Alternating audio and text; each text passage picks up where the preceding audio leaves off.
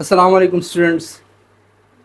आज हमारा lecture conducting part of respiratory system के जो लास्ट पार्ट्स है वो हमारे पास ब्रोंकाई है और ब्रोंक्यूल्स हैं।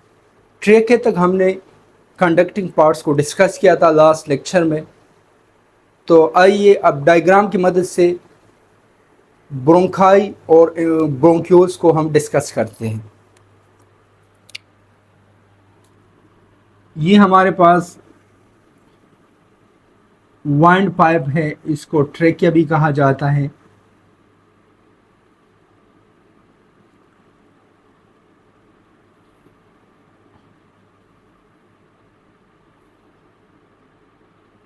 और इसका जो आउटर लेयर है ये हाइलिन कार्टिलेज से बनी हुई होती है।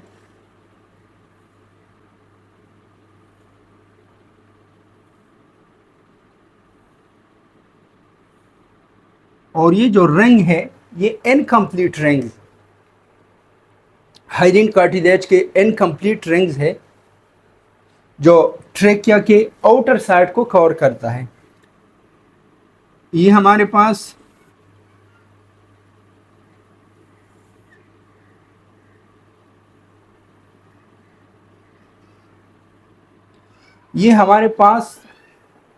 Eight the level of fifth thoracic vertebra ये दो हिस्सों में ट्रेकिया डिवाइड हो जाती है। और ये दोनों जो हिस्से हैं इसका सिंगुलर है ब्रोंकस और इसका प्लूरल है ब्रोंकाई। तो ये हमारे पास दो हिस्सों में डिवाइड होती है।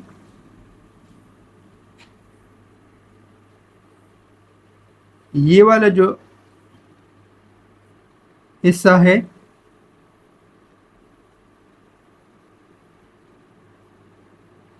इसको राइट ब्रोंकाई कहा जाता है।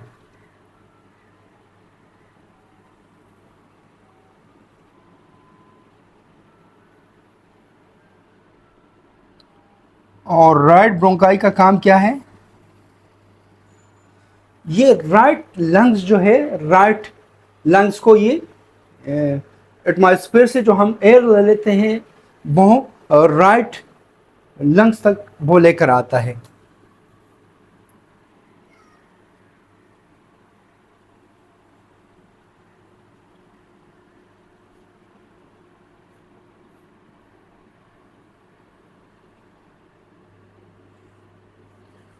और लेफ्ट ब्रोंकाई जो है ये हमारे पास क्या करते हैं,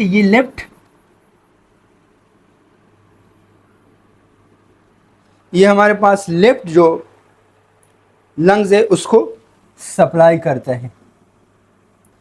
और ये जो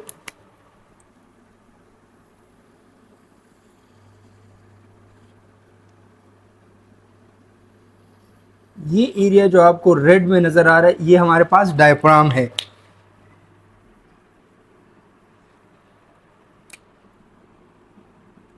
और ये हमारे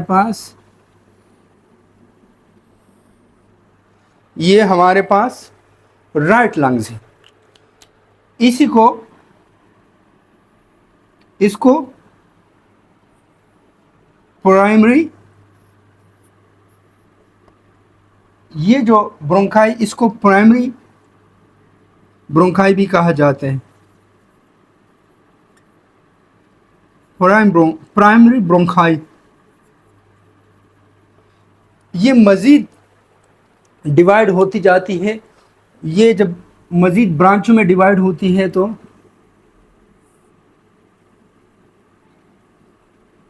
ये हमारे पास मजीद ब्रांचों में डिवाइड होती है और इसको सेकेंडरी ब्रोंकाई कहा जाता है। और ये मजीद फिर आगे जाके डिवाइड होती जाती है और उसको टर्शरी ब्रोंकाई कहा जाता है। तो ये हमारे पास सेकेंडरी ब्रोंकाई है। क्या है स्टूडेंट्स? Secondary bronchi.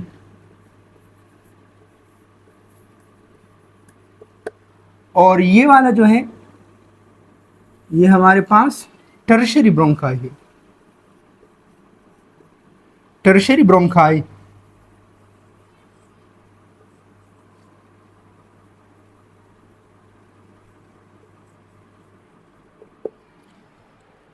इसी तरह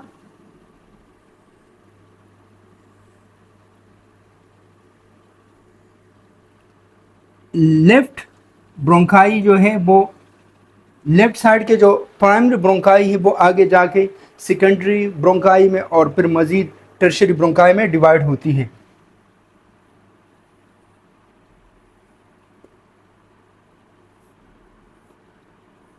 ये हमारे पास सेम बिल्कुल यही है। ये हमारे पास प्राइमरी, सेकेंडरी और टर्शियरी ब्रोंकाई में डिवाइड होती है।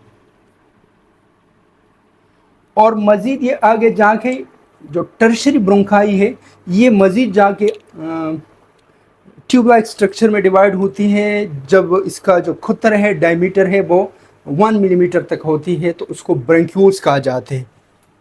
तो ये आगे जाके फिर ब्रोंक्यूल्स में डिवाइड होती है, छोटे छोटे। ये हमारे पास क्या है, ब्रोंक्यूल्स है।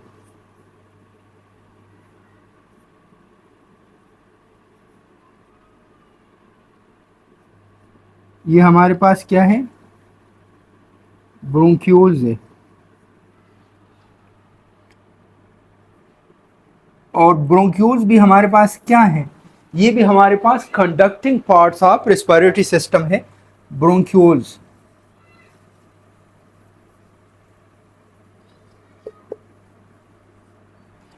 ब्रोंक्यूल्स जब ब्रोंकाई, टर्शियरी ब्रोंकाई डिवाइड होती है और इसके डायमीटर 1 मिलीमीटर तक आ जाती है तो इसको ब्रोंक्यूल्स कहा जाता है। ये हमारे पास लेफ्ट लंग्स, ये हमारे पास क्या है, राइट लंग्स। ठीक है स्टूडेंट्स। और ये जो शेप आपको नजर आ रही है ये हमारे पास क्या है, डायफ्राम है।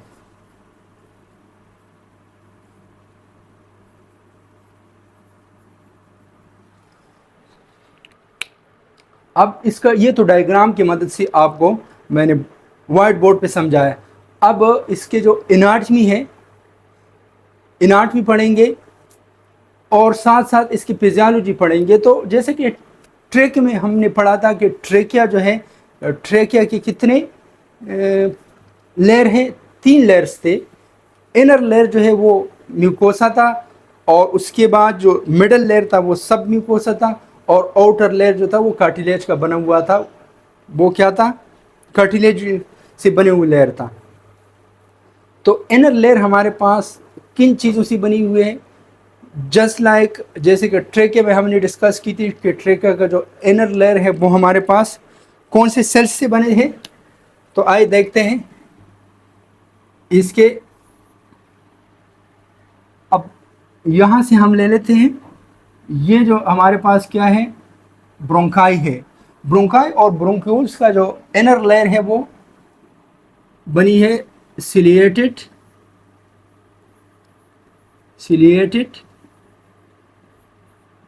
सीडो स्ट्रेटिफाइड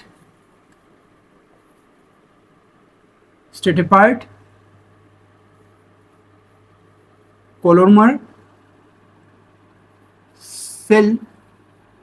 और ये सेल एक दूसरे के साथ कंबाइन हो जाती है तो क्या बनाती है, chelated SIDO stratified कोलोमनल tissue.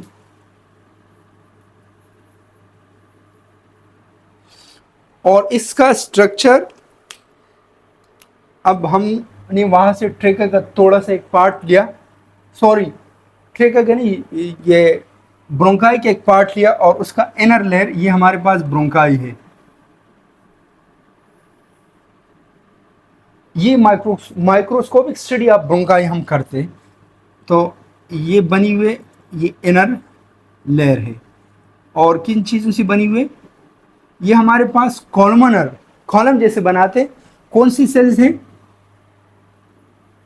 Epithelial cells है। कौन से? एपिथेलियल सेल्स है, लेकिन इसके ऊपर सीरिया बनी होती है, जिसके वजह से इसको सिलेटेड सीडोस्टेरॉइड कॉलमनर सेल कहा जाता है ये। और इसका काम क्या है? हमारे रिस्पिरेटरी ट्रैक्ट अंदर जब फॉरेन मटेरियल आते हैं, डस्ट आ जाते हैं, तो इनर लेयर जो है ये म्यूकस सिक्रीट करती है, और वो जो फॉरेन मटेरियल है या डस्ट है उसको क्या करते हैं? उसको ट्रैप करते हैं, उसको कैप्चर करते हैं। जब कैप्चर करते हैं म्यूकस में वो चीज़ फंस जाती है, तो फिर वो तो ये रिस्पिरेटरी ट्रैक्ट से निकालना भी होता है। तो सीलिया का काम है, ये अपवर्ड मूवमेंट करती है, और ये जैसे अपवर्ड मूवमेंट करती है तो जो सिक्रीशन है म्यूकस मेम्ब्रेन की, म्यूकस के अंदर जो डस्ट हो, कोई भी फॉरेन मटेरियल, वो रिस्पिरेटरी ट्रैक्ट से निकल जाता है। तो इसका काम यही है। और इसका ये हमारे पास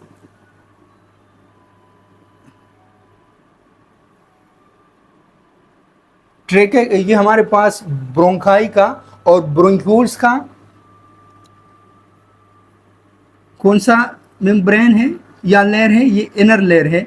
इसको इनर लेयर ये था, ये मिडल लेयर है, और ये कनेक्टिव सॉफ्ट कनेक्टिव टिश्यू से बनी हुई थी।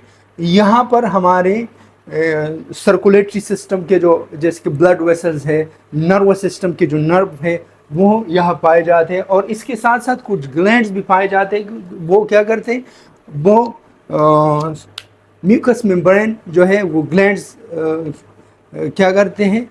यहाँ पर जो ग्लैंड्स होते हैं वो म्यूकस सिक्रीट करती है, और वो म्यूकस आगे जाके इनर जो लेयर है वहाँ से जाके सिक्रीट होती है, और बाहर के जो फॉरेन मटेरियल उसको क्या करते हैं? उसको कैप्चर करते हैं या उसको ट्रैप करते हैं। इसके साथ साथ इसका एक और भी काम है कि जैसे हम एटमॉस्फेयर से एयर ले लेते हैं, तो यहाँ से जैसे नोजल कैविटी में पूरे रिस्पिरेटरी ट्रैक्ट, उसका यही काम है कि एयर का क्या काम करना? उसको वार्म करना, उसको जिस्म के टेम्परेचर के मुताबिक करना, और साथ साथ इसका काम है ह्यूमिडिफिकेशन ऑफ एयर।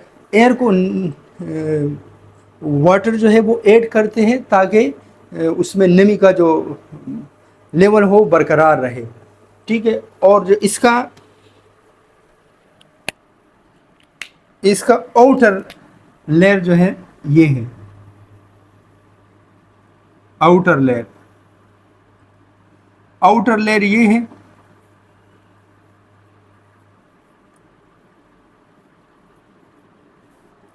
ये रेड कलर से जो मैंने एरिया जाहिर किया है, ये हमारे पास क्या है?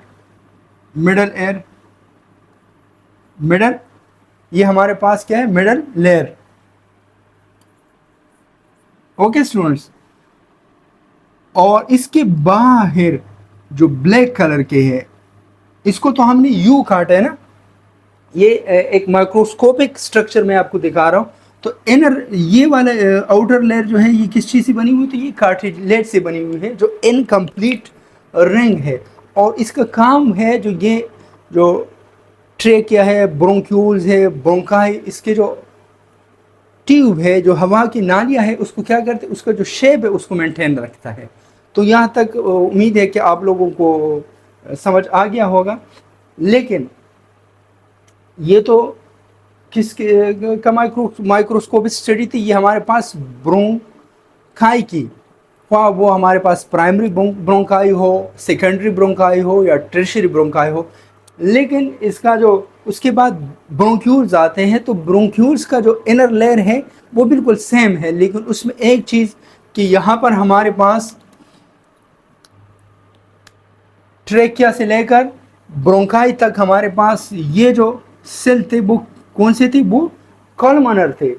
वो जैसे कि कॉलम जैसे शक्ल के बनी हुई थी, जैसे यू है। मैंने आपको ये कॉलमनर थे, एपिथेलियल थे, सिलिएटेड थे, और इसके साथ कौन से थे? सीडोस्टेरॉइड सेल थे। लेकिन ब्रोंक्यूल्स में क्या होते हैं? ब्रोंक्यूल्स के क्योंकि जैसे उसका डायमीटर क्या होता है? वो डायमीटर कम हो जाता है। तो डायमीटर कम होने की वजह से जो एपिथेलियल सिलेटेड एपिथेलियल सीडोस्टेरोपाइड जो सेल है उसका शेप या स्ट्रक्चर जो है वो भी चेंज होता है। वो कौन से? क्यूबॉइड। तो हमारे पास क्यूबॉइड होते हैं। क्या होते हैं? Ciliated pseudostratified cuboid epithelial cell है।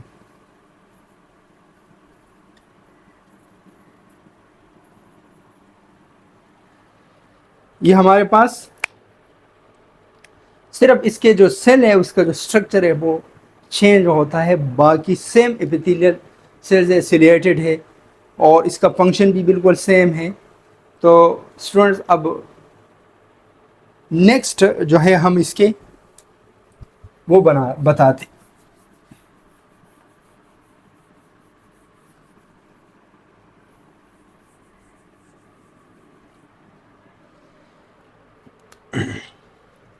क्या बताते हैं? हमारे पास function of bronchi and bronchioles.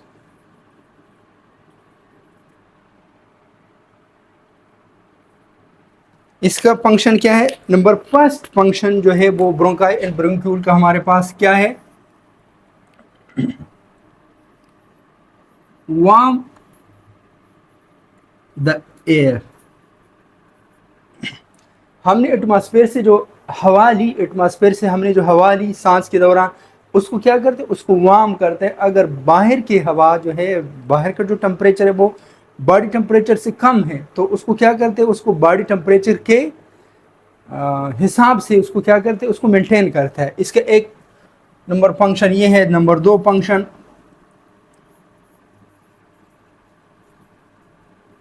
Humidification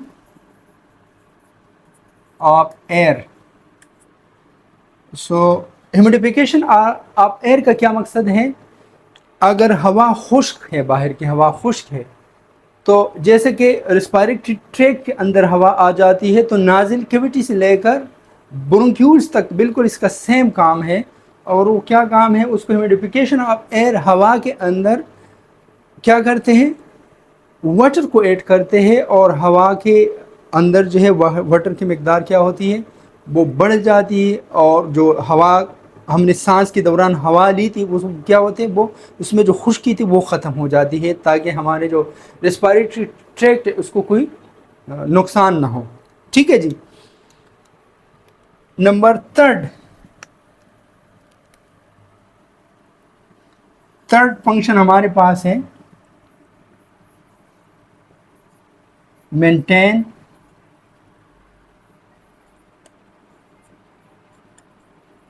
structure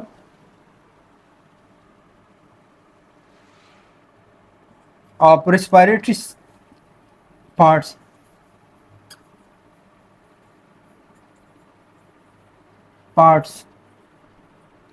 वो कैसे मेंटेन करते हैं? क्योंकि मैंने आपको लेक्चर में समझाया है कि आउटर लेयर जो है वो ट्रेकिया का, ब्रोंकाई का, ब्रोंक्यूल्स का, वो कार्टिलेजिनस है, वो कार्टिलेज की बनी हुई थी और कार्टिलेज का काम ये है कि इसके अंदर लचक होती है।